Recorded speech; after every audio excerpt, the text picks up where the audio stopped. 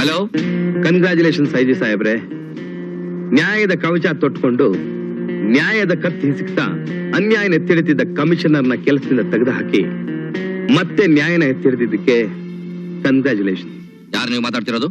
ದುಷ್ಟ ಶಿಕ್ಷಕ, ಶಿಷ್ಟ ಪರಿಪಾಲಕ.